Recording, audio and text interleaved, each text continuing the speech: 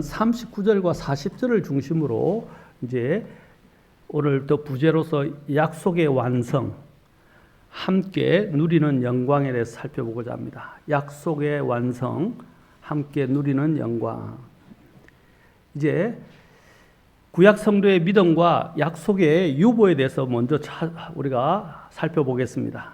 첫째, 믿음의 증거와 또한 기다림이 이제 여기서 이야기되어지고 있습니다. 히브리서 11장을 마무리하는 이 두 구절은요, 믿음의 장 전체를 감싸 안는 결론입니다.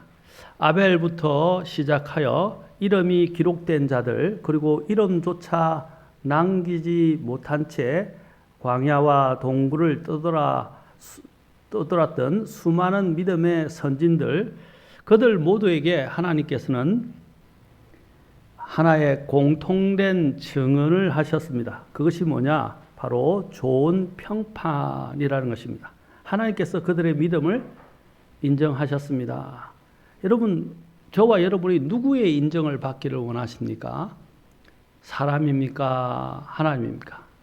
세상입니까? 아니면 하늘에서의 평판을 얻기를 원하십니까? 사도 바울도 내가 누구를 기쁘게 하랴, 사람을 기쁘게 하랴, 하나님을 기쁘게 하랴, 갈라디아서 1장에서 말하고 있죠. 또 내가 누구를 설득하랴라고 했습니다. 내가 사람들을 기쁘게 하랴 했다면 주의 종이, 그리스도의 종이 아니니라라고 그는 담대하게 이야기했습니다. 우리는 과연 누구의 인정을 구하고 있습니까? 오늘날 여기에 보면 지금 대형 교회들이 에큐메니칼에 참여하고, 심지어는 요번에 부활절 연합 예배에 수십 개 교회들이 같이 모인 자리에서 하나님께 영광을 돌려야 할 그 자리에서 대통령을 마치 예수님의 자리에 올려놓고 취하하고 높이는, 그리고 고개를 숙이는 제2의 신사 참배와 같은 일들이 실제로 일어났습니다. 얼마나 저는 마음이 무겁고 슬픈지 모르고, 어제 목사님들 모임에서도 목사님들이 개탄했습니다. 얼마나 마음이 무거운지 모릅니다. 누구의 인정을 받으려고 하시는가? 세상의 대통령입니까? 아니면 하나님입니까? 오늘 여기 보면 여기서 이 사람들은 바로 하나님으로부터 인정을 받았다라는 것입니다. 그러나 그들이 받지 못한 것이 하나 있었습니다. 하나님께로 인정은 받았지만 받지 못한 것이 하나 있었습니다. 바로 약속된 것의 성취를 보지는 못했다는 것입니다. 약속된 것의 성취를 받지는 못했다는 것입니다. 약속 자체를 받지 못한 것은 아닙니다. 하나님께서 약속은 분명히 주셨습니다. 그러나 그 약속이 이루어지는 것을 자신들이 살아있는 동안 육신의 육안으로 직접 보지는 못했다는 것입니다. 그들은 그것을 멀리서 바라보고 손들어 환영하면서 스스로 이 땅에 나그네요 타국인임을 고백하면서 살았습니다. 히브리서 11장 13절에 보면 이 사람들은 모두 믿음 안에서 죽었으되 약속들을 받지 못하고 다만 그것들을 멀리서 보고 환영하며 땅에서 자신들이 이방인과 나그네임을 고백하였느니라. 이 땅에 마음을 두고 살고 이 땅의 것들을 추구하는 사람들은 어떻게 합니까? 세상을 바라보며 세상의 영광을 구하게 됩니다. 그러나 여기 있는 믿음의 선진들은 어떻게 했다고 그랬어요? 그들은 믿음 안에서 죽었지만 약속들을 받지 못했고, 그러나 그들은 그것을 받지는 못했지만 멀리서나마 보면서 환영했다는 거예요. 오기를 막 고대하고 기뻐하고 기대했다는 것입니다. 그래서 기꺼이 빨리 오기를 구했다는 것입니다. 그러면서 이 땅을 살아가면서 나그네와 순례자, 나그네라고 고백하며 살았다는 것입니다. 그들의 믿음이 약했기 때문이 아닙니다. 하나님의 이야기가 아직 여기서 끝나지 않았기 때문입니다. 그들은 완성을 향해 흘러가는 거대한 강의 물줄기였습니다. 그리고 그 강은 반드시 바다에 결국 이르게 됩니다. 그래서 신구약 성도들, 두 번째로 신구약 성도를 하나로 잇는 그 그리스도의 피가 있다는 것입니다. 그 그리스도의 보혈은 바로 신구약 성도를 하나로 잇는다는 것입니다. 구약의 성도들은 오실 메시아를 바라보며 희생제를 통해서 하나님 앞에 믿음으로 나아갔습니다. 그러나 그 희생제는 완전하지 못했습니다. 해마다 반복해야 했고 짐승의 피는 죄를 근본적으로 제거할 수 없었습니다. 그것은 장차 올 실체의 그림자에 불과했습니다. 여러분들이 아무리 시뮬레이션으로 한다 하더라도 요즘 자동차 운전 시험도 뭐예요? 실기 전에 시뮬레이션으로 그죠? 먼저 이렇게 연습한다고 하더라고요. 또 뭐 시뮬레이션으로 한들 실제 차를 운전해 보지 않으면 소용이 없다는 것입니다. 우리가 시뮬레이션을 하는 이유가 뭐죠? 실제 차를 운전하기 위해서입니다. 마찬가지로 우리가 이 땅에서 이 믿음의 선진들이 바라본 것, 그들이 붙들고 있었던 것은 물론 장차 올 실체를 바라보는 것이었지만 하나님이 그들에게 주신 대로 그들은 신실하게 그 그림자를 비록 그림자에 불과했지만 그것을 믿음의 모태로 삼고 그 안에서 걸어갔다는 사실입니다. 그래서 히브리서 10장 1절에 보면 이렇게 기록되어 있습니다. 이는 율법이 다가올 좋은 것들의 그림자를 가지고 있으나 다가올 좋은 것들의 그림자를 가지고 있다. 여기도 좋은 것이라고 이야기하죠. 다가올 좋은 것들, 그 좋은 것들의 그림자를 가지고 있으나 그것들의 정확한 형상은 가지고 있지 않았으므로 그들이 해마다 계속해서 드린 그런 희생물로는 거기로 나아오는 자들 결코 여기도 뭐라고 그랬어요? 완전하게 할 수 없기 때문이다 라고 말했어요. 그러나 예수 그리스도께서 오셨습니다. 실체이신 예수 그리스도께서 정말 오셨습니다. 그분은 단번에 드려진 영원한 희생제로 모든 죄를 어떻게 하셨습니까? 단 한 번에 완전히 그리고 영원히 제거하셨다는 것입니다. 이 구속의 효력은 신약 성도들에게만 미치는 것이 아닙니다. 그리스도의 십자가는 이제 시간을 거슬러 믿음으로 살았던 그 구약의 성도들에게 소급해서 효력을 미친다는 것입니다. 놀랍지 않습니까? 지금 예수님이 2000년 전에 돌아가셨지만 그것이 어떻게 지금 미래에 살고 있는, 그때로 보면 미래잖아요. 미래에서 예수님을 믿고 사는 우리들에게 어떻게 해요? 효력을 미쳐요, 안 미쳐요? 미치죠. 그것뿐 아니라 우리 미래에만 미치는 게 아니라 그분의 십자가의 죽음은 그 훨씬 이전에 있는 모든 사람에게도 효력을 미친다는 것입니다. 놀랍지 않습니까? 그래서 예수님이 하신 일들은 영원한 거예요. 과거, 그 다음에 그 당시의 현재, 그 다음에 미래까지 모든 것을 합쳐서, 그리고 뿐 아니라 나중에 성경을 보면 천년왕국에도 여러분 들어가게 되면 희생을 드리는 일이 있습니다. 그 다음에 어떻게 해요?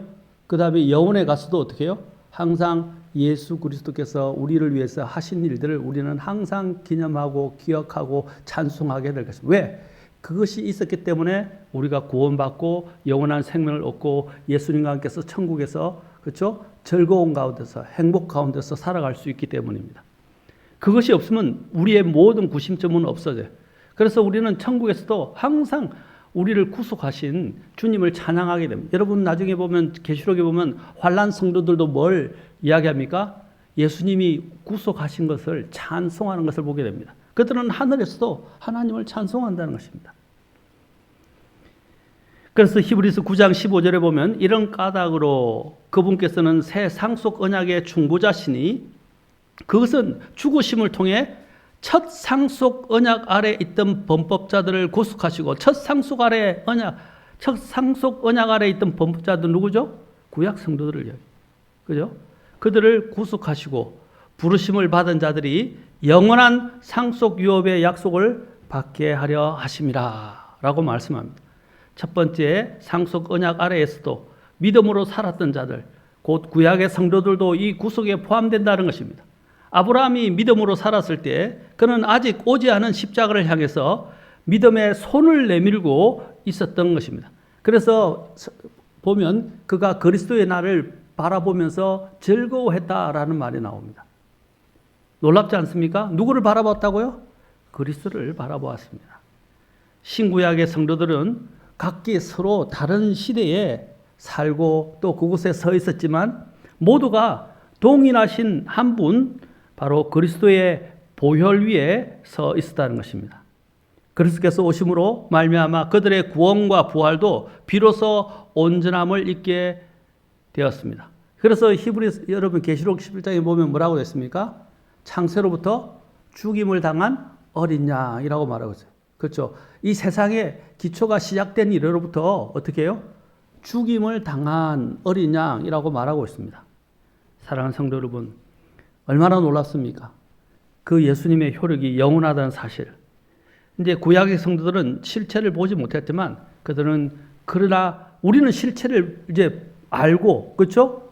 이미 듣고 그것에 위에 믿음의 근거를 주지만 실체를 보지 못했지만 저는 그분들도 대단하다. 실체를 보지 못했지만 그 그림자를 붙들었지만 그들은 다가올 그들을 믿음으로 붙들며 나아갔다는 것입니다. 얼마나 대단한지 몰라요. 이제 우리에게 남은 것은 무엇입니까? 큰 두 번째, 우리를 위해 예비된 더 좋은 것이 있다는 것입니다. 첫째, 신약 성도의 이제 특권과 책임이 있습니다. 하나님께서는 우리 신약 성도들을 위해서 더 좋은 것을 예비하셨습니다. 이것은 얼마나 놀라운 선언인지 모릅니다. 아브라함도 모세도 다윗도 누리지 못했던 그 특권이 바로 오늘 이 은혜 시대의 교회 성도들에게 주어지게 되었다는 것입니다.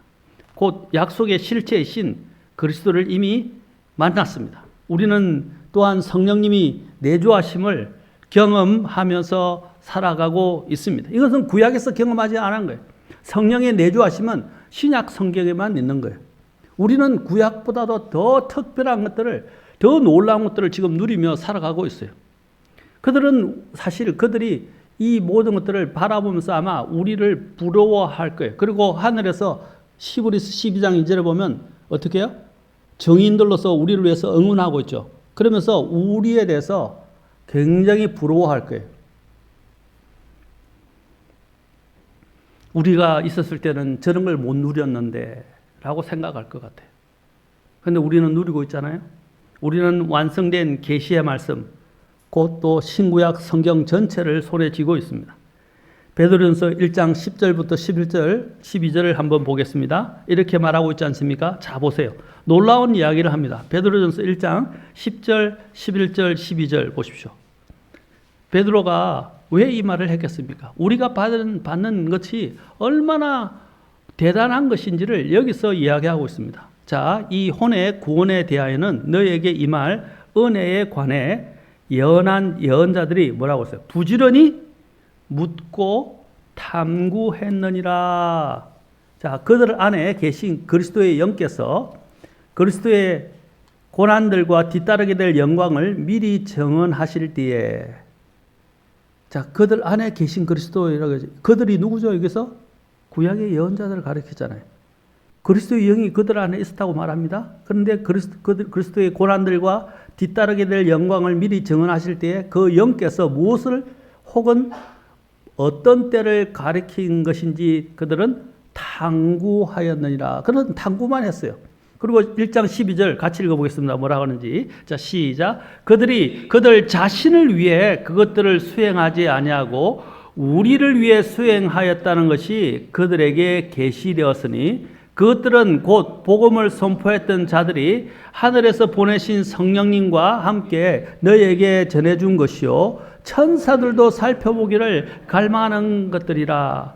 이 예언자들도 살펴보기를 원했던 것이고요. 그렇죠? 또한 여기 있는 천사들도 살펴보기를 갈망하는 것이었다라고 말하고 있어요.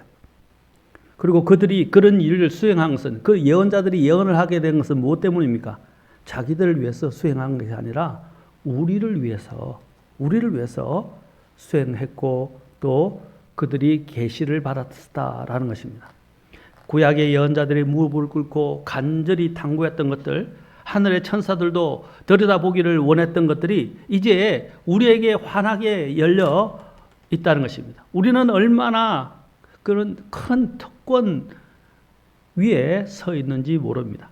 그러나 그 큰 특권에는 이제 반드시 뭐가 따르죠? 책임이 따른다는 것입니다.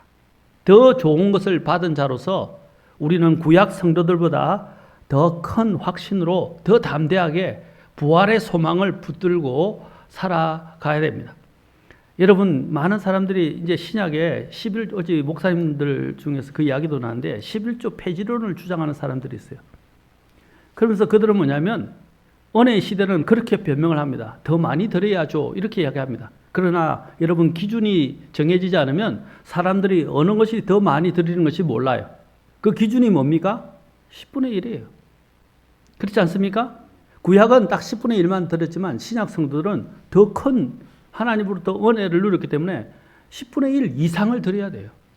10의 2, 3, 4. 왜? 우리는 뭘 인정합니까? 모든 것이 하나님의 것이다 라고 인정하지 않습니까? 그렇죠? 모든 것이 하나님의 것이라는 걸 인정하는 사람들이 왜 10분의 1만 이야기하죠? 그런데 또 10분의 1을 정하지도 않으냐고 이야기하지 않고 사람들의 이 속물 근성은요, 기준이 없어지게 되면 그 기준을 자기 마음대로 해석하고 자기 편의대로 그냥 해버려요. 그래서 은혜로 하니까 그냥 은혜 받은 만큼 드리게 되는데 그 은혜 받은 만큼 드리는 것이 기본도 못 미친다는 거죠. 자기 기분대로 드린다는 거죠. 그게 사람의 이 속물 근성이에요. 하나님께서 왜 이 기준을 정하셨겠어요? 기준을 정하신 이유는 그 기준이 가장 기본이 되기 때문입니다. 그 기본 이상을 드려야 은혜의 시대에 살고 있는 사람이지 않습니까? 제가 지금 11조만 이야기했지만 11조뿐만 아니에요. 모든 삶에서 우리가 신약의 성도들이라면 구약 성도들보다 더 하나님을 사랑하고 더 섬기고 더 은혜에 감사하고 우리는 더 큰 특권을 누리고 있는 것에서 하나님을 찬양해야 됩니다. 그리고 더 섬겨야 됩니다. 맞습니까? 근데 사람들이 그렇게 안 되더라고요. 이 은혜가 많으면 사람들이 더 어떻게 하느냐, 오히려 그 은혜를 역경하고, 그렇죠? 방종하는 경우들이 있어요. 그렇게 되어서는 안 되지 않겠습니까? 오늘 여기서 말하는 건 뭡니까? 하나님이 그들이 구약 성도들이 이러한 더 좋은 부활을 바라보면서 그들은 어떻게 해요? 실체를 붙잡지 못했지만 그림자를 붙잡았지만 믿음으로 그들은 나아가고, 그렇죠? 섬겼지 않습니까? 그러면 이 신약의 실체를 이제 우리가 알고 실체가 우리 안에 있는 그 성도들은 어떻게 살아야 되겠습니까? 더 주님 믿음으로 더 감사하며 주님을 섬기고 살아야 되지 않겠습니까? 자, 그러면 이제 또 더 놀라운 것이 있습니다. 여기만 끝나는 게 더 좋은 것이 우리에게 이제 왔죠? 우리는 실체를 붙들고 있고 더 좋은 것. 그런데 이제 성경은 뭐냐면 이 신약 성도들에게 공동 상속자로서의 영광에 대해서 이야기합니다. 자, 이 더 좋은 것의 핵심은 바로 우리가 그리스도와 함께하는 공동 상속자다라는 것입니다. 여러분 그렇잖아요. 여러분 상속을 받는데요. 그렇죠? 누구는 요즘은 상속분이 다 딱 정해져 있잖아요. 이제 그것도 달라진다 하더라고요. 이제 효도 안 한 사람들에게는 이제 상속분을 안 준다고 그게 이제 법이 달라진다고 하더라고요. 근데 지금 그 법이 달라지기 전에는 어떻게 해요? 공종 자녀들에게는 1 배우자에게는 1.5 이렇게 돼 있었잖아요. 맞습니까? 예, 그렇게 돼 있었어요. 그런데 마찬가지로 이 그리스도와 함께 공동 상속자란 말은 구약의 성도들은 우리든 다 어떻게 해요? 다 하나님 안에서 어떻게 해요? 동일하게 모든 것을 적용받는다라는 것입니다. 로마서 8장 17절 보겠습니다. 자, 보면 이제 또 만일 자녀들이면 상속자들 곧 하나님의 상속자들이요. 뭐라고 되어야 되냐면 그리스도와 공동 상속자들이니 라고 말하고 있어요. 공동 상속자. 만일 우리가 그분과 함께 고난을 받는다면 이것은 우리가 또한 영광도 함께 받게 하려 하심이라. 여기서 보면 더 놀라운 사실을 여기서 이야기해요. 구약에 있는 성도들도 상속자예요. 우리도 상속자예요. 그런데 우리는 여기서 또 뭐라고 표현합니까? 누구와 함께 하는 상속자? 그리스도라고 말하잖아요. 그리스도. 그리스도와 함께하는 공동상속자라고 말해요. 자, 에베소 3장 6절에 보면 이것은 이방인들이 복음에 의해 그리스도 안에서 동료 상속자가 되고 같은 몸에 속하며 그분의 약속에 참여하는 자가 된다는 것이라. 이 이방인들은 어떤 존재예요? 유대인으로 보면 개 같은 존재였어요. 맞습니까? 개처럼 취급받는 존재였어요. 그런데 이방인들이 어떻게 해요? 복음에 의해서 그리스도 안에서 동료 상속자가 되었다라고 말하고 있어요. 그리고 같은 몸에 속하게 되고 또 약속에 참여하게 되었다라고 말합니다. 얼마나 대단합니까? 우리가 그리스도인들이 이걸 알아야 돼요. 그리스도인들이 누리는 게 얼마나 대단한지. 이 은혜 시대에 우리가 누리는 것은 그 어떤 시대에도 비교할 수 없는 것들을 누리는 거예요. 유대인이든 이방인이든 구약 성도든 신약 성도든 우리는 모두 그리스도 안에서 동료 상속자들입니다. 더 좋은 부활은 홀로 누리는 영광이 아닙니다. 구름같이 둘러싼 허다한 정인들과 함께 그리스도의 신부된 교회가 머리 대신 주님과 연합하여 누리는 우주적인 바로 잔치인 것입니다. 이제 크게 세 번째로 우리는 이제 함께 온전하게 되는 부활의 완성을 이제 누리게 될 것입니다. 자, 첫째, 우리가 아니면 그들이 온전하게 되지 못하게 하려 하심이라 라는 말씀을 봅시다. 우리가 아니면, 우리가 아까 읽었던 히브리서 11장 끝에 나오죠? 자, 히브리서 11장. 그렇죠? 자, 40절에 보면 우리가 없이는 그들이 완전하게 되지 못하게 하려 하심이라 그랬어요. 우리가 없이는, 이 말이 중요하다. 우리가 없이는 그들이 완전하게 되지 못한다. 이 40절의 말씀은 정말 경이로운 선언 중에 하나입니다. 구약의 믿음의 선진들이 완전하게 되는 것이 우리와 연결되어 있다는 것입니다. 아브라함이 완전하게 되는 것, 모세가 완전하게 되는 것, 이사야와 다니엘과 수많은 순교자들이 완전하게 되는 것, 그 모든 것이 우리 없이는 완성되지 않는다는 말씀입니다. 이건 뭘 말합니까? 부활은 그냥 개인의 사건이 아니라는 것입니다. 하나님의 모든 백성이 함께 완성에 이르는 공동체적 사건입니다. 그들이 완성돼서 하나의 이제 단체를 이루게 되죠. 이스라엘은 어떻게 여겨졌습니까? 이스라엘은 우리처럼 개별적으로 하지만 이제 우리는 어떻게 해요? 하나님이 원래 계획한 것은 각 개별의 구원도 있지만 이스라엘을 민족적으로 받아들인 것처럼 이제 하나님께서도 각 신약 시대의 각 개인들, 구원받은 개인들을 묶어서 뭐로 완성하시죠? 교회로 완성하신다는 거죠. 그래서 이 땅에서는 그 그림자가 지역 교회예요. 그러나 이제 하늘에 가면 어떻게 해요? 한 교회만 있게 됩니다. 그 교회를 완성하는데 그 교회를 뭐라고 부르죠? 우리는 완성된 교회를 신부라고 말하는 거예요. 우리는 이제 이 땅에서 뭐라고요? 예비 신부. 다시 말하면 정혼한 자들이다. 정혼을 했다는 거죠. 그리고 하늘에서 교회로 완성될 것입니다. 그것이 또 히브리서가 이야기하는 거예요. 얼마나 놀라운 일들이 우리를 기다리고 있는지 모릅니다. 그래서 우리 없이는 그 이전에 있는 모든 우리의 믿음의 선진들이 제대로 완성되었다고 할 수 없어요. 우리는 혼자 달리는 것이 아닙니다. 수천 년의 믿음의 역사가 이제 우리와 함께 계속 달리고 있는 것입니다. 그래서 히브리서 12장 1절에 그런즉 우리 역시 이렇게 큰 구름 같은 정인들로 둘러싸여 있으니 라고 말합니다. 바로 히브리서 12장 1절이 11장 전체의 결론입니다. 1, 2절이 전체의 결론입니다. 우리를 구름처럼 둘러싼 허다한 정인들이 바로 11장의 믿음의 선진들입니다. 그들은 지금 우리의 경주를 위에서 지켜 내려다보고 있습니다. 우리가 완주를 하게 될 때 그들이 왜 보겠어요? 우리를 응원하는 것도 있지만 우리가 완주를 해야 어떻게 그들도 완성되는 거예요. 경주가 끝나는 거예요. 자, 여러분 이렇게 생각하시면 400m 계주를 다 달려봤을 거예요. 그렇죠? 계주를 기억하시면 됩니다. 계주 달리기는 독특한 규칙이 있습니다. 아무리 앞선 주자들이 눈부신 기록으로 자기 구간을 달렸다 해도 마지막 주자가 결승선을 넘지 않으면 그 경기는 완성되지 못합니다. 1번 주자의 질주도, 2번 주자의 사투도, 3번 주자가 또 사력을 다해 이어준 그 바통이 마지막 주자가 결승선에 들어오는 그 순간까지는 아직 미완이라는 것입니다. 히브리서 11장을 읽을 때마다 저는 이 장면을 생각합니다. 아브라함이 달렸고요.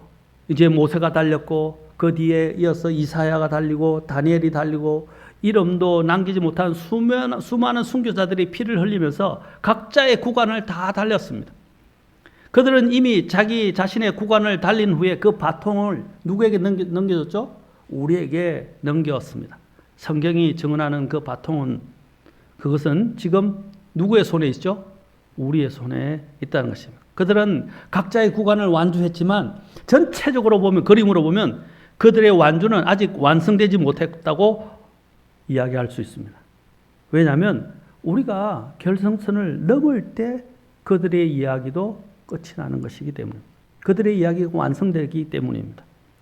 그래서 40절이 말하지 않습니까? 40절 하반절 다시 보십시오. 우리가 아니면 그들이 완전하게 되지 못하게 하려 하심이니라. 얼마나 대단합니까? 우리를 기다리고 있다는, 그들의 완주는 우리의 완주와 묶여 있다는 것입니다. 우리가 포기하면 그들이 달릴 구간도 미완으로 남습니다. 우리가 결승선을 넘는 그날 아브라함의 이야기도 모세의 이야기도 그 수많은 순교자들의 이야기도 비로소 완성이 됩니다. 여러분, 아직 끝나지 않았습니다. 그렇다면 우리가 지금 바통을 들고 있다면 어떻게 해야 되겠죠? 예, 열심히 달려야 되겠죠. 그런데 이제 우리가 마지막 주자예요. 그러면 어떻게 해요? 최선을 다해야 되고 그 무게감을 느끼지 아니하십니까? 무게감이 느껴지시죠? 예. 그 믿음에 이어졌던 그 승리의 그 경주가 이제 우리에게 마지막으로 넘겨져요. 아까 그랬죠. 1주자, 2주자, 3주자가 아무리 잘 달려도 4주자가 잘 못 달리면 안 돼요. 이제 우리 그 바톤이 우리에게 넘겨졌고, 이제 우리는 그 마지막 바톤을 가지고 최선을 다해서 믿음으로 이 경주를 인내로 완성해야 됩니다. 그래서 히브리서 12장 1절에서 뭐라고 그럽니까? 그런즉 우리 역시 이렇게 큰 구름 같은 정인들로 둘러싸여 있으니, 보세요. 모든 무거운 것과 너무 쉽게 우리를 얽어매는 죄를 우리가 떨쳐버리고 인내로 우리 앞에 놓인 경주를 달리라 라고 말하고 있지 않습니까? 요즘 열심히 달리셔야 돼요. 열심히. 그렇지 않습니까? 자, 우리에게 이거는 막 꾸짖는 게 아니라 격려하고 응원하는 것입니다. 자, 두 번째로 우리는 부활의 완성을 보게 됩니다. 첫째, 부활의 영광에 이르는 그 부활의 완성. 이 공동체적 부활의 완성이 지난 시간에도 봤지만 다시 한번 보겠지만 계시록 20장 4절과 6절에서 말하고 있지 않습니까? 자, 20장 4절 6절 한번 더 봅시다. 여기 보면 말하고 있지 않습니까? 자, 보세요. 또 내가 왕자들을 보니 그것들 위에 앉은 자들이 있고 그들에게 심판이 맡겨졌더라. 또 내가 보니 예수님의 증언과 하나님의 말씀으로 인하여 목배임을 당한 자들의 혼들과 짐승과 그 형상에게 경배하지도 아니하고 또 자기들의 이마 위에나 자기들의 손안에 그들의 표를 받지 아니한 자들이 있었는데 그들이 살아서 그리스도와 함께 1000년 동안 통치하더라. 그런데 20장 6절을 보십시오. 이 첫째 부활에 참여하는 자는 복이 있고 거룩하도다. 둘째 사망이 그들을 다스리는 권능이 없고 오히려 그들이 하나님과 그리스도의 제사장이 되어 1000년 동안 그분과 함께 통치하리라. 자, 보시오. 둘째 사망이 다스리지 않는다. 둘째 사망이 뭐죠? 불호수에 던져지는 거죠. 불호수에 던져지는. 그래서 첫째 부활에 참여하는 자는 복이 있다라고 말한 거예요. 복. 이 세상 사람들이 지금 애쓰는 게 뭐죠? 복 받으려고 하는 거잖아요. 사실은 다 행복해지고 복 받는 거잖아요.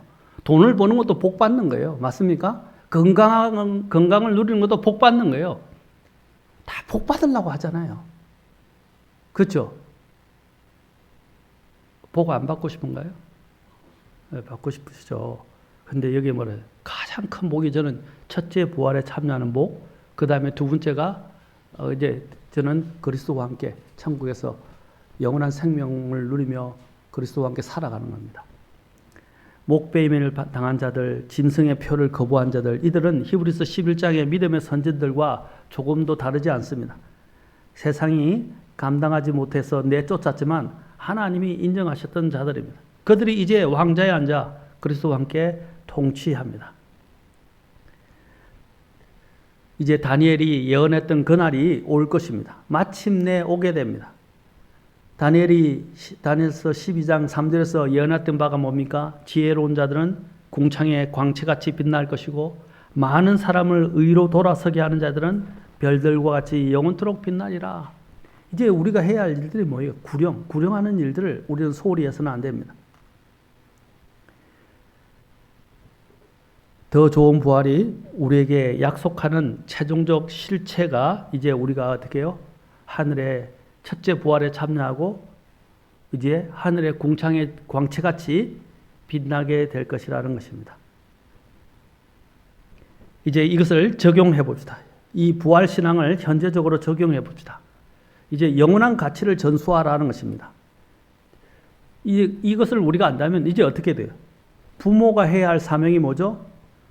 자녀에게 이 영혼을 가르치라라는 것입니다.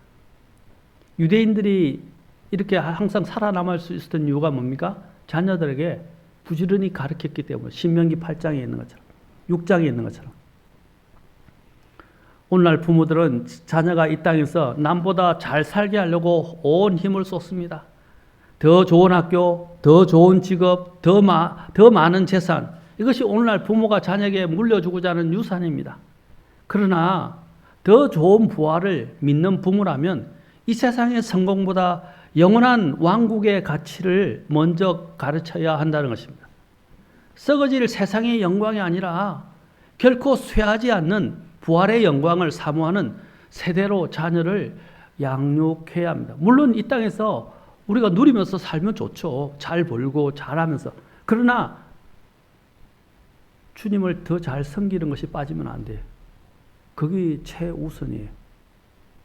저는 너무 마음이 아픈 게 뭐냐면 자기 사업을 위해서 자녀들을 끌어들이고 자녀들을 그곳에 같이 가서 돈 버는 일에 막 주일 빠지고 교회 빠지고 믿음 생활도 제대로 안 하고 그게 뭐 하는 거냐고요. 부모가.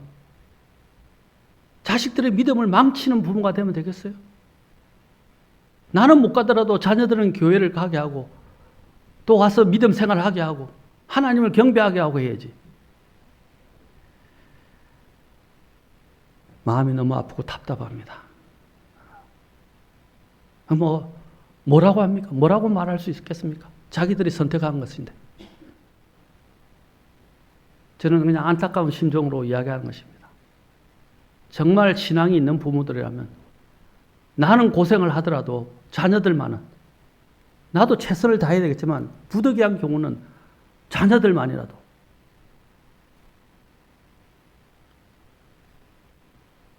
그 부모의 심정이냐. 부모들은 어떻게 해요? 나는 고생하지만 어떻게 해요? 자녀들은 학원에 안 보내요? 맞습니까? 나는 대학 못 갔지만 자녀들은 대학 안 보내요? 이 세상의 영광을 위해서는 부모들이 그렇게 희생을 하면서 왜 믿음에 대한 문제에 대해서는 그렇게 안 하느냐는 거죠. 시편 49편 20절에 보면 존귀한 가운데 있는 사람이라도 깨닫지 못하면 멸망하는 짐승들과 같도다 라고 말합니다. 존귀한 가운데 있는 사람이라도 깨닫지 못하면 멸망하는 짐승들과 같도다. 이 땅의 삶에만 매몰되어 영혼을 바라보지 못하는 것은 짐승과 다를 바가 없다는 것입니다. 아무리 높은 자리에 앉아 있어도 아무리 많은 것을 이루었어도 영혼을 깨닫지 못하고 영혼을 보지 못하면 결국 짐승과 같은 길을 걷는 것입니다. 히브리서 11장의 믿음의 선진들은요, 자녀들에게 이 땅의 유산보다 부활의 소망을 물려주었습니다. 아브라함은 이삭에게, 이삭은 야곱에게, 야곱은 12 아들들에게 믿음의 유산은 세대를 이어서 흘러갔습니다. 우리의 자녀들이 이 부활의 소망을 물려받을 다음 세대가 되어야 하지 않겠습니까? 그렇게 해야 되지 않겠습니까? 여러분, 이게 참 쉬운데 쉽다고 생각되지만 사실 쉽지는 않아요. 그 순간보다. 이 처녀들에 대해서 이렇게 이야기하잖아요. 처녀 때 신앙은 신앙이 아니다. 결혼을 해봐야 알고 아이를 낳아봐야 진짜 신앙이 나온다 그랬어요. 처녀 때는요, 막 주님을 위해서, 총각 때는요, 주님을 위해서 막 살 것처럼 이야기하지만 결혼하는 순간부터는 매이게 되고 또 걱정해야 될 게 많고 책임져야 할 일들이 더 많아지니까 점점 믿음이 식어가기 시작하는. 그렇죠? 책임지는 것에 너무 전전긍긍하다 보니까. 그래서 고린도서에서 사도 바울이 뭐랬어요? 결혼하기 전에는 어떻게 하면 주를 기쁘게 할까 했는데 결혼하고 난 다음에 어떻게 해요? 어떻게 하면 아내를 기쁘게 할까? 어떻게 하면 남편을 기쁘게 할까? 이렇게 변한다는 거예요. 그러면 하나님이 세우신 그 결혼의 목적을 잃어버린 거예요. 결혼의 목적은 뭡니까? 두 사람이 맞들면 더, 그렇죠, 나은 것처럼 두 사람이 힘을 합해서 더 주님을, 그렇죠, 시너지 효과를 내면서 더, 그렇죠, 힘을 내어서 주님을 섬기는 거잖아요. 또 자녀가 나오면 자녀도 함께 섬기면. 그래서 가족들이 다 같이 교회 나가 손잡고 교회 나가는 게 얼마나 좋은지 몰라요. 정말 아름다운 거예요. 요즘 가족들 보십시오.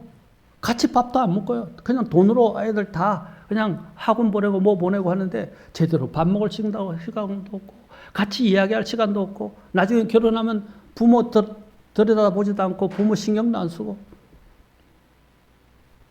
물려준 게 하나도 없잖아요. 그리고 요즘 나오는 실버 세대에 대한 대책이 뭔지 아세요?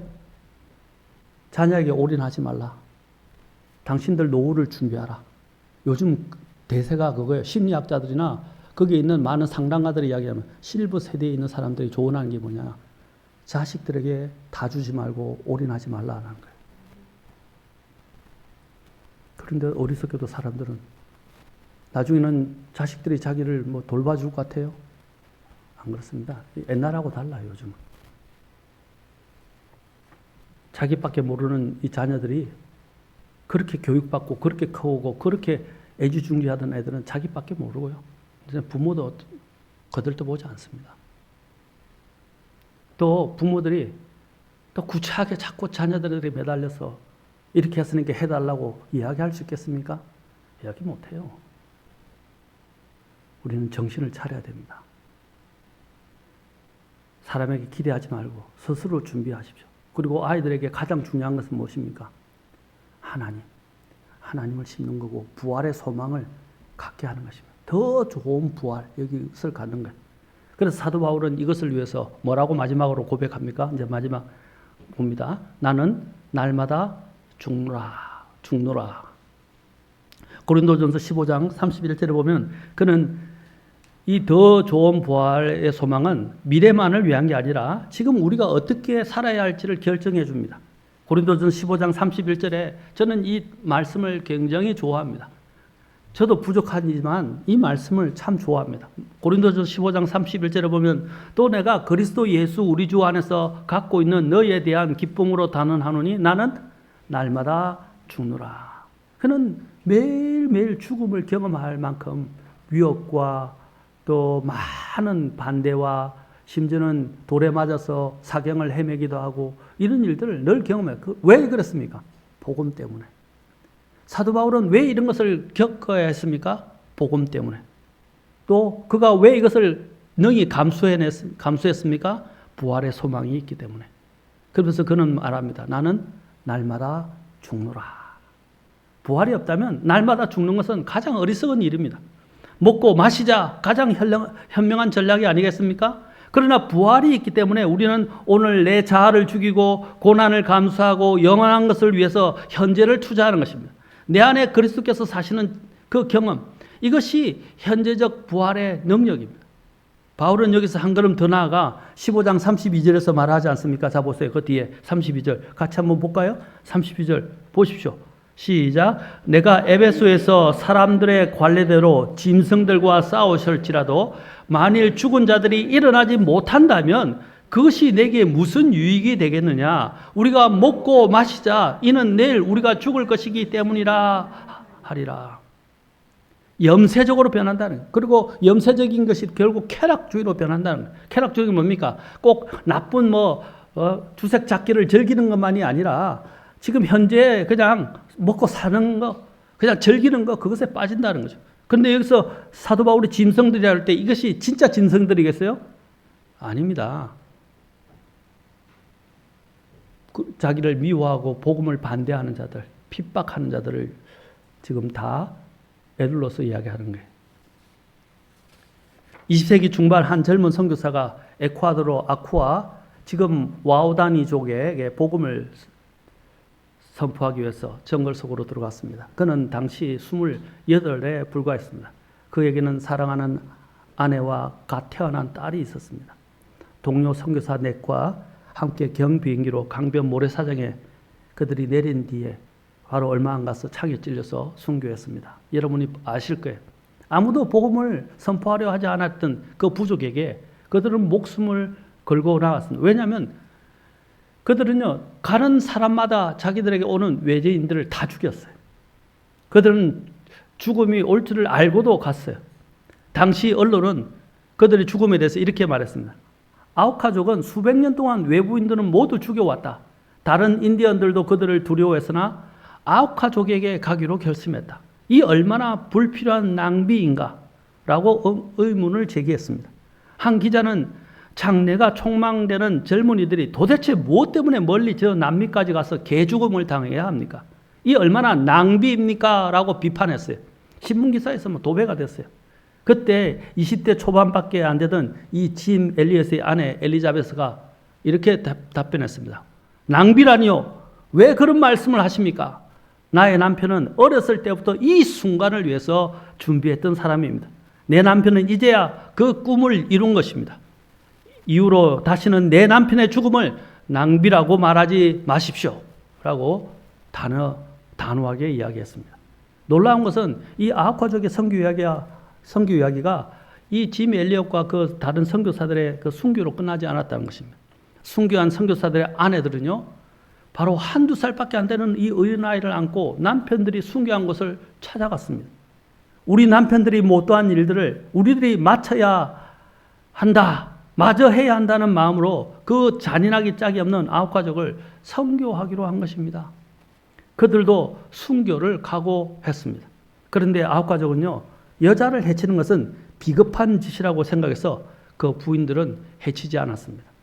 덕분에 엘리자베스 엘리엇과 함께 선교를 떠난 이들은 이 아우카족을 위해서 여러 해 동안 헌신할 수 있었습니다. 그들은 아우카족을 치료하고요, 가르치고 최선을 다해서 섬겼습니다. 어느 날 이 아우카족 추장이 부인에게 와서 물었습니다. 대체 당신들은 누구인데 우리를 위해 이렇게 애쓰고 수고하십니까? 그 이유가 뭔가요? 하고 물었어요. 그러자 부인이 대답했어요. 사실 저는요, 5년 전에 당신들이 죽인 그 남자의 아내입니다. 그러나 하나님의 사랑 때문에 여기에 오게 되었습니다. 부인의 말을 들은 추장은 감동을 받고 그 자리에서 예수 그리스도를 영접하게 되었고 아우카족 모두가 그리스도인이 되었습니다. 나중에 이 짐 엘리엇이 시카고에 있는 휘튼 대학교 기숙사에서 있던 시절에 그 거리 일기장과 같은 일기가 공개되는데 이런 글귀가 쓰여 있었습니다. 이룰 수 없는 것을 얻기 위해 지킬 수 없는 것을 내주는 자는 어리석은 자가 아니다. No fool, 바보가 아니다. 세상의 눈에 이것은 어리석음의 극치입니다. 그러나 부활의 소망이 있는 자에게는 가장 지혜로운 계산이라고 할 수 있습니다. 나는 날마다 죽노라 고백할 때 그것은 체념이 아니라 확신이었습니다. 부활이 있기 때문에 오늘 잃어버린 것은 영원히 잃어버린 것이 아닙니다. 그것은 하늘의 장부에 예치해 두는 거예요. 맞습니까? 다 기록이 돼요. 부활이 있기 때문에 오늘 여러분이 하나님께 드린 것들은 나중에 다 하나님이 보상하시고 돌려받게 돼요. 요업이 하나님께로부터 보상을 받았던 것처럼. 맞습니까? 하나님께서 그보다 더 많은 것들로, 여기 아니면 더 좋은 것들로 보상해 주실 것입니다. 지금 저와 여러분들이 하나님을 섬기는 게 손해입니까? 저와 여러분은 하나님께 무엇을 드리고 있습니까? 부활의 소망을 가졌다면 이제 아낌없이 주님께 드리십시오. 결코 낭비가 아니고 손해가 아닙니다. 오늘 여러분이 예배당에 온 것, 다른 사람들은 안 오지만 온 것, 뭐 부득이한 사정으로 못 오신 분도 계시죠. 그러나 여기 온 것 낭비 아닙니다. 이것은 하늘에 기록되는 일이에요. 여러분 이것들을 결코 낭비라고 생각해요. 여러분은, 저와 여러분도 더 좋은 부활을 믿는다면 이것이 얼마나 귀한 일인지, 그리고 이것은 하늘에 기록되고 나중에는 더 좋은 것으로 우리는 보답받게 될 것입니다. 보상받게 될 것입니다. 감사하지 않습니까? 오늘 이 더 좋은 부활을 가지고 인내로 끝까지 믿음의 경주를 달리시는, 그리고 주님 앞에 섰을 때 칭찬과 존귀와 영광을 받으시는 저와 여러분이 다 될 수 있기를 주의 이름으로 축원합니다. 기도하시겠습니다.